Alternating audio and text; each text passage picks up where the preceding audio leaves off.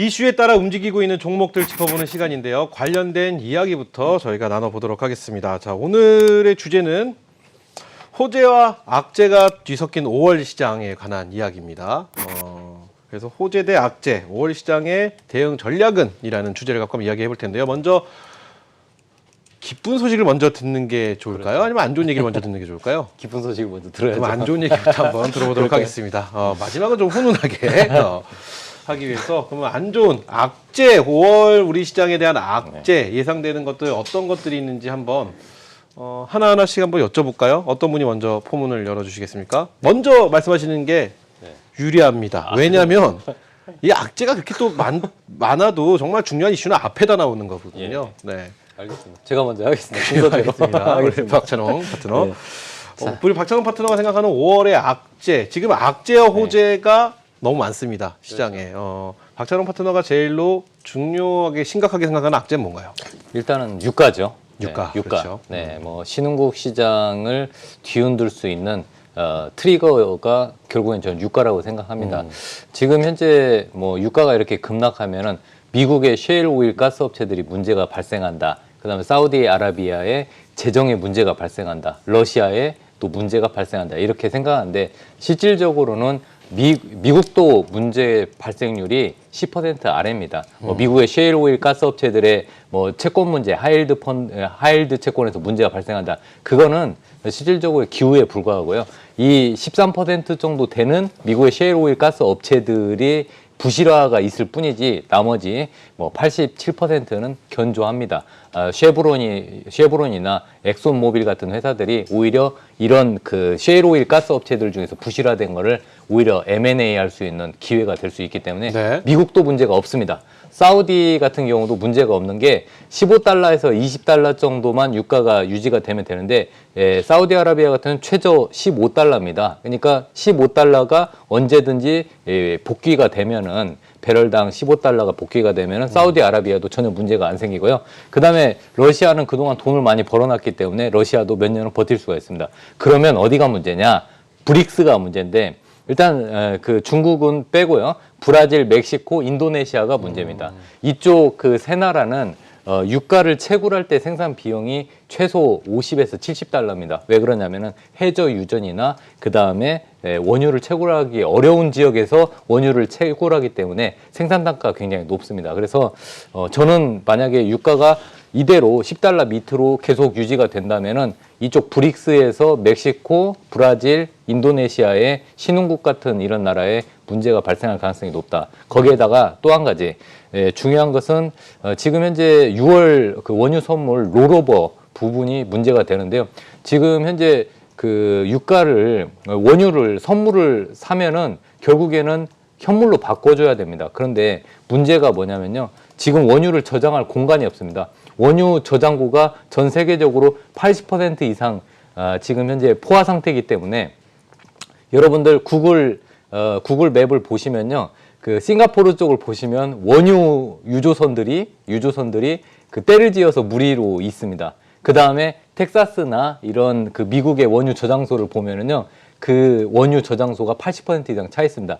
이제 만약에 5월 달에서 6월로 넘어가면은 원유 선물을 현물로 바꿨을 때 이제 그 원유를 현물을 저장할 데가 없는 겁니다. 그렇죠. 그러면은 원유를 사다가 오히려 이 저장을 맡겨야 되는 하면 저장 비용이 들기 때문에 결국에는 그 6월물 원유 선물 롤오버 비용이 또 높아져서 결국에는 또 유가가 크게 한번 출렁일 가능성이 높습니다. 그래서 결론적으로는 유가를 계속 체크해야 되는데 유가가 악재가 될 가능성이 높다. 그 외에 또 많은데 그 나머지는 또 다른 분들한테 제가 양보를 하겠습니다. 그래요. 네. 유가입니다. 유가 굉장히 중요하죠. 마이너스 유가, 또 다시 한번 마이너스 유가가 오는 것이 아니냐는 우려도 있고요. 또 하나 굉장히 중요한 건 오늘 우리 시장은 사실 유가 때문이었거든요. 그렇죠. 유가가 계속 흔들리면서 우리 시장도 굉장히 쫓아가는 그런 모습을 보였는데 그렇다면은 앞으로의 유가에 대한 우려가 어느 기간 정도쯤이면은 좀 해소가 될 거라고 예측하시는지도 여쭤볼게요. 일단은 5월까지는 이 유가의 변동성이 저는 커질 거라고 보고 있고요. 아까 이 방송에 들어오기 직전까지 봤더니 WTI 원유 선물 가격이 10.68달러, 10달러, 곧 10달러가 또 붕괴됩니다. 10달러가 붕괴되면서 한 번 또 출렁이면은 잘못하면은 이게 마이너스 한 번 더 찍을 가능성이 있는데 마이너스가 찍으면은 우리나라에서 레버리지 ETM부터 해서 WTI 원유 선물에 관련된 ETM부터 해서 ETF까지 또 한 번 크게 움직임이 출렁일 가능성이 높습니다. 그래서 이 유가는 우리나라에서도 이제 ETN이나 ETF로 해서 개인 투자자들한테 큰 손해를 줄 수 있기 때문에 한번 이것이 또 한 번의 악재가 될 가능성이 높다. 그리고 5월까지는 일단 조심하자 이런 말씀을 드리고 싶습니다. 5월까지 유가는 조금 주의 있게 한번 지켜봐야 된다. 이렇게 말씀해 주셨습니다. 자, 우리 박찬홍 파트너의 5월의 악재 유가 선택해 주셨습니다. 그럼 박윤진 파트너의 악재 한번 들어볼까요? 어떤 악재가 떠오르시나요? 저는 확실히 주식을 보고 좀 판단하는 경향이 있는 것 같아요. 네네. 제가 악재라고 하면 사실 좀 지난주에도 그랬던 것 같아요. 우리 모인 자리에서 근데 왜 자꾸 빅텍이 오르고 왜 자꾸 방산주들이 왜 이렇게 오르는 거예요? 막 이렇게 얘기를 했잖아요. 물어봤는데 그게 지금 악재인 거예요. 약간의 스물스물 뭔지 모르는데 이유 없이 그냥 갑자기 이유 없이 오른 것 같지는 않고 네. 우리가 모르는 어떤 방산주들이 이렇게 계속 오르고 있거든요. 뭔가 이유가 있지 않을까. 우리가 아직 못 찾았다는 게 불확실성. 뭔진 모르겠지만 뭔가 안에 이렇게 내재되어 있는 약간 이만큼의 어떤 불안함이 좀 잠겨져 있는 게 아닌가 시장에는. 이게 가장 이제 그렇게 이제 이슈를 찾아보다 보니까 혹시 북한 쪽에 뭔가 이슈가 있는 것이 아닐까. 뭐 이런 거죠. 불확실성. 그렇다면은 우리 박윤진 파트너의 5월의 악재는 김정은의 위중설, 위독설 이렇게 봐야 되는 건가요? 정말 일단 뭔가 위독하다. 뭔가 좀 정말 이렇게 어렵다라고 하면은 사실 진짜 주식은 출렁거리게 돼 있습니다. 정말 주식시장은 반드시 출렁거릴 겁니다. 네. 근데 오히려 어느 날 아무렇지도 않게 반짝하고 해가 나오는 것처럼 또 갑자기 우리 앞에 딱 드러내는 모습을 드러내면은 주식은 오히려 또 호재성으로 이렇게 또 반영을 할 수 있겠죠. 그렇지만 이것이 뭔가 길어지고 이런 스케줄이 김정은이 지금 약간 이렇게 숨어 있는 시간들이 좀 길어지고 늘어지고 뭔가 아직까지 불확실성이 계속 내재되어 있다면 시장은 계속 좀 불안감을 계속 이제 끌고 가는 것이 아닌가라는 생각이 들어서 5월 달에 이 부분은 우리가 좀 반드시 좀 잘 짚고 넘어가야 되지 않을까 생각이 듭니다. 그래요. 저희가 그렇다면 어떤 대응이 필요한지 잠시 후에 다시 한번 딱 질문을 드려보겠고요. 그렇다면은 우리 박윤진 파트너는 김정은 불확실한 상태인 이 상황 자체가 5월 시장에는 악재로 다가올 것이다. 5월 시장의 악재다 이렇게 보신다고 말씀해 주셨습니다. 자, 그럼 마지막으로 김영철 파트너 악재 거의 다 나온 것 같아요. 제가 볼 때 5월 시장의 악재들 좀 어렵지 않을까 싶은데 어떤 악재가 떠오르시나요?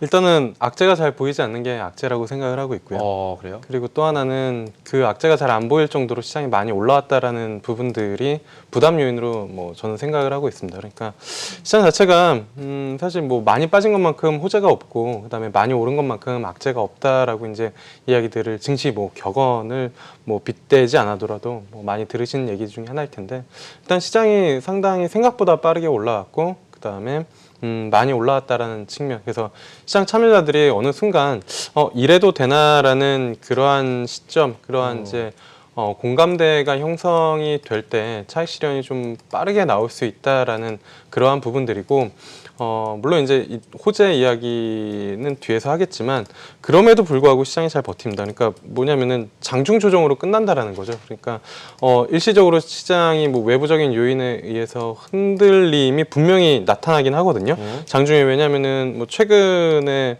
4월 21일 날 같은 경우에도 코스닥 기준으로 장중에 한 5% 정도가 빠졌다가 밑꼬리를 달고 다 올라오는. 그러니까 장중에 만약에 어떠한 외부적인 요소가 있으면 남들보다 내가 먼저 팔아야지라는 심리가 분명히 발생이 되면서 지수에 대한 변동성을 크게 만들 수 있는 그러한 시장이고 그러한 부분들이 지금 나타나고는 있거든요. 근데 그 많이 올라온 거 빼고는 사실 지금 시장이 실적을 주목하지도 않고 그 다음에 경기가 부러진 거를 주목을 하지도 않고 유동성에만 집착을 하고 그것만 바라보고 있다라는 거 자체가 어떻게 보면 호재이지만 지금 시장의 부담을 느끼는 심리적인 악재라고 개인적으로는 판단을 하고 있습니다. 그러니까 이런 말씀이시네요. 시장이 코로나19로 인해서 굉장히 하락을 한 상황에서 시장이 어떤 상처, 쉽게 말해 상처를 치료하지 않은 상태에서 그냥 덮고 올라가는 것 같은 느낌이 든다. 뭐 이렇게 좀 이해를 하면 될까요? 예, 그렇죠. 뭐 그런 그런 표현이 느낌이 맞을까요? 있죠.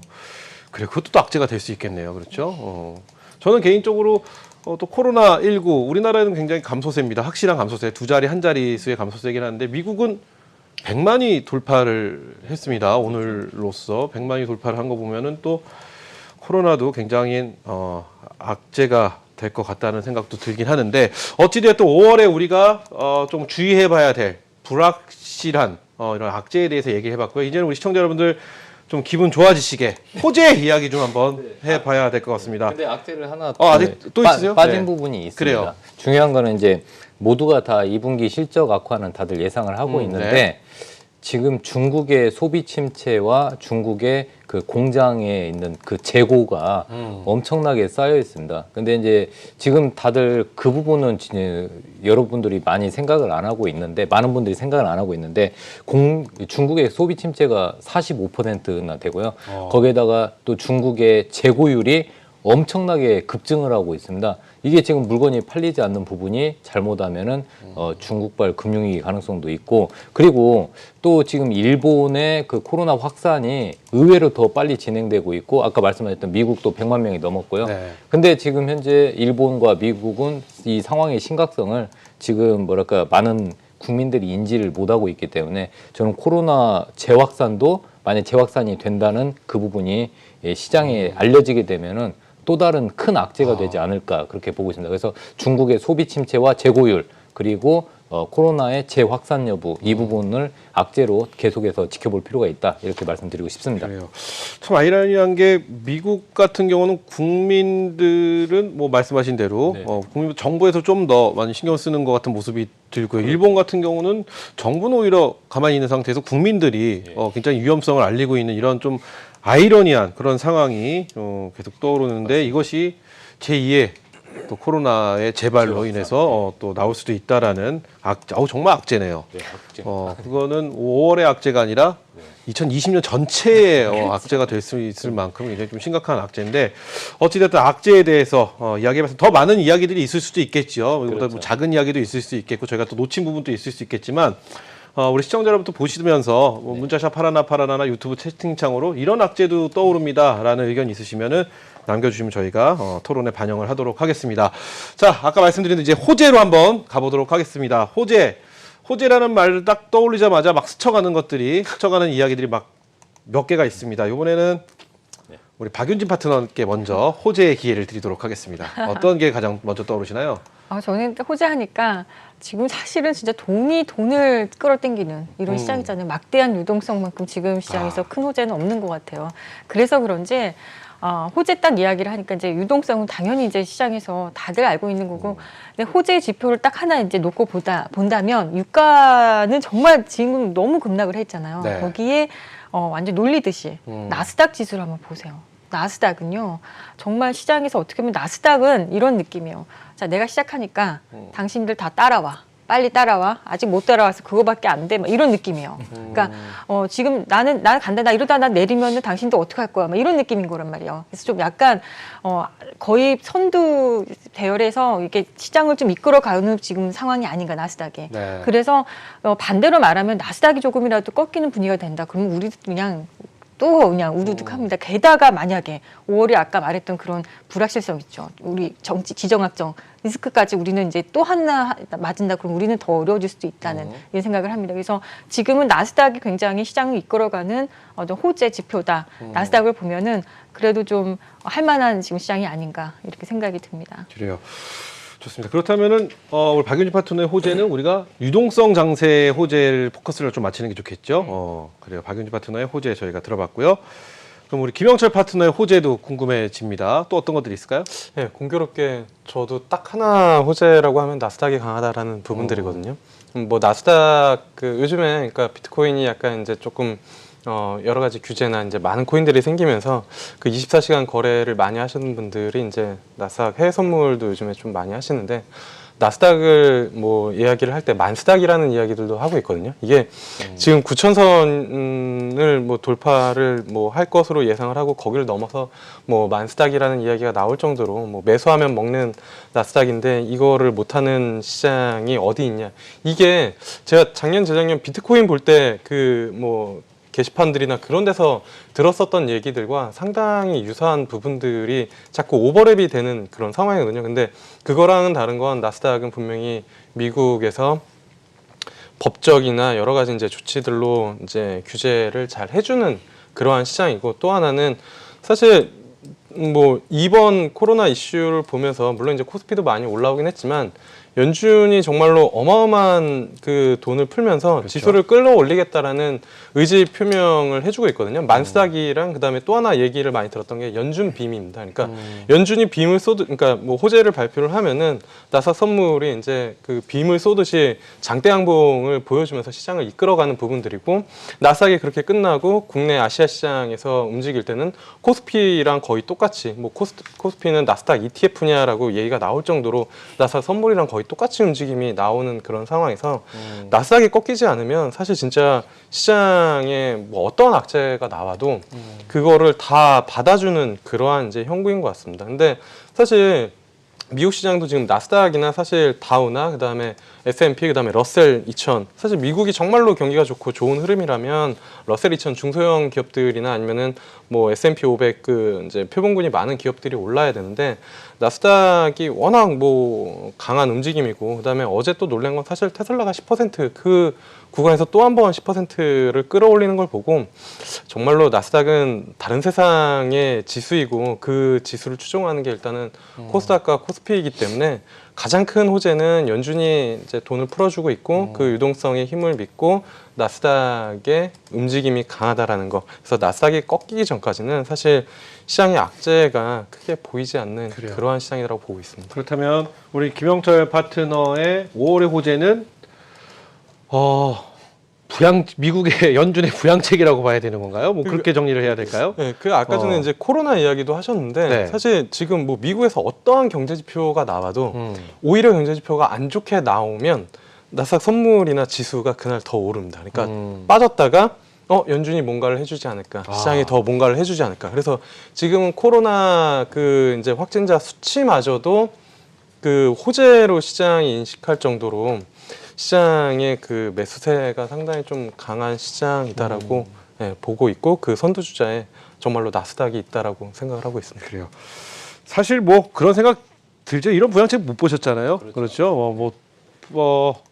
정부에서 돈을 이렇게 쓰는 거야. 뭐 이런 느낌으로 막 보여주듯이 막 그렇게 했는데, 어쨌든 그래서 시장이 좀 안정화를 찾으면서 우리 시장도 같이 가는 것 같다라는 말씀으로 저희가 정리를 한번 해보도록 하겠습니다. 자, 박찬홍 파트너가 생각하는 5월의 호재 어떤 네. 게 있을까요? 미국 시장, 일본 시장, 뭐 유럽, 무제한 그 양적 완화나 유동성 공급은 그쪽만 있는 게 아닙니다. 그렇죠. 우리나라도 있습니다. 저는 우리나라는 이제 정부 정책, 한국판 뉴딜 정책을 주목할 필요가 있고 그게 호재가 될 가능성이 높다, 이렇게 보고 있습니다. 현재 정부 정책으로 이제 한국판 뉴딜 정책에 이제 비대면 의료 산업 관련 얘기가 나오면서 비대면 의료 산업 관련주들 뭐 급등 나왔습니다. 인성정보, 그다음에 뭐 비트 컴퓨터 같은 유어 헬스케어 관련주들이 급등이 나왔고요. 그다음에 이제 앞으로 최근에는 또 수소경제 얘기가 나오면서 또 수소차 관련주들 급등이 나왔습니다. 그리고 이제 남북경협 얘기 나오면서 이제 남북 철도 연결 관련해서 이제 철도 관련주뿐만 아니라 남북 경협주들 같이 올랐는데요. 뭐 이제 남북 경협주들은 이제 김정은의 신변 이상설 때문에 잠깐 지금 현재 주춤한 흐름을 보이고 있지만, 만약에 김정은 위원장이 아무 문제 없이 다시 전면에 나서게 되면은 경협주가 다시 한번 올라갈 가능성이 높습니다. 저는 5월달을 한마디로 표현하면은 정책주나 테마주들이 움직일 수 있는 그런 시장이 될 가능성이 높다, 이렇게 보고 있고요. 정부 정책은 지금 오늘 또 뉴스가 많이 나왔는데 크게 뭐 5가지로 말씀을 드리면은 새만금 사업, 그다음에 동남권 그 신공항 관련 사업, 그다음에 스마트 시티, 그리고 도시재생 뉴딜 정책, 제주 제2공항 이렇게 5개의 사업을 정부가 열심히 정책을 펼 가능성이 높은데 그동안은 이제 정부에서 부동산을 자극할 가능성이 있어서 SOC 쪽은 좀 주춤한 정책을 폈지만은 이제 본격적으로 이 코로나 포스트 코로나 이후에는 경제를 살려야 되기 때문에 일자리를 많이 만들어야 되고 그렇기 때문에 SOC 쪽으로 좀 강하게 어필할 가능성이 높습니다. 그렇기 때문에 그동안 여러분들 지금 최근에 주가 흐름을 보면요. 바닥권에 있던 종목들이 얼토당토안하게 급등이 나오고 있습니다. 그동안 한 번씩 다 순환매가 있는데 오히려 건설주나 이 SOC 관련된 뭐 시멘트 관련주들이 다시 한번 또 랠리를 펼 가능성이 있기 때문에 저는 이 한국판 뉴딜 정책 관련해서 이 정부 정책주들 계속해서 모니터링이 필요하고 이런 뉴딜 정책이 바로 호재가 될 가능성이 높다 이런 말씀을 드리고 싶습니다. 그래요. 우리 박찬홍 파트너는 한국형 뉴딜 네. 정책에 대해서 말씀을 해주셨습니다. 근데 호재를 저희가 들어봤는데 좀 세 분 다 좀 거시적으로 큰 그림을 봐주셨는데 저는 좀 소박한 그림의 어떤 호재들이 좀 떠오릅니다. 뭐 예를 들면은 사회적 거리두기 단계적 완화로 인해서 뭐라고 할까요? 그걸 보복성 소비라고 해야 될까요? 꾹 참고 있던 눌렸던 소비의 본능이 한 번에 좀 빵 터지지 않을까 이런 물론 단계적 완화기 때문에 그런 것도 좀 떠오르기도 하고 여러 가지가 떠오르는데 어쨌든 세 분의 호재와 악재 저희가 만나봤는데요. 그러면 짧게 저희가 시간이 지금 얼마 없습니다. 그러니까 짧게 그렇다면 5월에 우리가 눈여겨볼 만한 업종이나 종목 나는 이 업종을 좀 눈여겨봐야 된다. 왜? 이렇게 짧게 한번 부탁을 좀 드리겠습니다. 자, 이번에는 그러면은 김영철 파트너부터 시작을 해보죠. 네. 일단은 말씀해 주신 것처럼 소비 관련된 종목들이 억눌려 있는 그 매수 심리가 받쳐지면서 일단은 올라올 것으로 이제 좀 보고 있어서 최근에 일단은 호텔신라나 아니면은 그 외 여행 관련된 종목들도 오늘 이제 좀 많이 움직였는데 그런 이제 소비 쪽 섹터를 좀 관심 있게 보는 게 일단은 수익률 측면에서는 나쁘지 않아 보인다 이렇게 좀 보고 있습니다. 김영철 파트너는 소비 쪽 호텔신라나 네. 어디 또 뭐 말씀하셨죠? 여행 관련된 여행 관련주로 말씀해 주셨습니다. 자, 그러면 다음은 우리 박찬홍 파트너. 네네. 5월 눈여겨볼 만한 섹터 어떤 게 있을까요? 네, 일단은 두 가지를 말씀드리고 싶은데요. 한 가지는 이제 보복적 소비로 인해서 화장품 관련주들 꼭 관심 있게 보시고요. 왜 그러냐면 그동안 이제 외출을 자제하면서 화장품 수요가 좀 많이 감소를 했습니다. 화장을 많이 안 했지 않습니까? 이제 외출을 본격화하면은 화장을 많이 해야 되고 그러면 화장품 수요가 늘어날 가능성이 높고요. 의외로 예를 들어서 코스맥스 같은 경우는 이 화장품 회사들이 손세정제를 만드는 경우도 많이 있습니다. 그래서 코스맥스나 그다음에 이제 젊은 층들한테 인기가 많은 화장품 중에서는 또 클리오가 있고요. 또 클리오는 또 코스맥스의 OEM, ODM으로 또 화장품을 맡기는 그런 상황이기 때문에 클리오, 코스맥스 같이 보시고요. 그 다음에 이제 마지막으로 한 가지 말씀드리면은 이제 스마트 시티, 자율주행차 이런 부분이 또 현대판 뉴딜에 포함되기 때문에 그리고 이제 정부에서 지금 5G를 통해서 이제 어떻게든 레벨 4까지 자율주행차를 만들기 때문에 이 자율주행차 관련주들을 관심 있게 보시면 될 것 같습니다. 박찬홍 파트너는 화장품 관련주와 자율주행차 관련주 주목해 보라 이렇게 말씀을 해주셨습니다. 자, 마지막으로 박윤진 파트너 5월에 우리가 눈여겨볼 만한 업종들 혹은 종목들 뭐가 있을까요? 일단 두 분이 진짜 다 얘기해 주셨어요. 제가 보니까 소비재 쪽 보복성 소비에 관련해서 이제 중국 유커들이 있고요. 사실은 우리나라 사람들도 있잖아요. 그렇죠. 그래서 아까 이제 두 분은 보니까 이제 유커들도 이제 많이 참여할 수 있는 그런 종목들을 그 종목 섹터를 말씀해 주셨는데 우리나라 이제 내수 안에서 우리들도 소비를 하는 거죠. 이제 막 마트에 나가고 싶고 가면 이제 막 그동안 안 샀던 거 쫙 다 그냥 다 종류별로 한번 사고 이제 그럼 이마트라든지 또 BGF 리테일이라고 최근에 급등하기도 했는데 이런 어떤 리테일 관련주들 이런 모멘텀이 좀 있지 않을까 이런 생각이 들고요.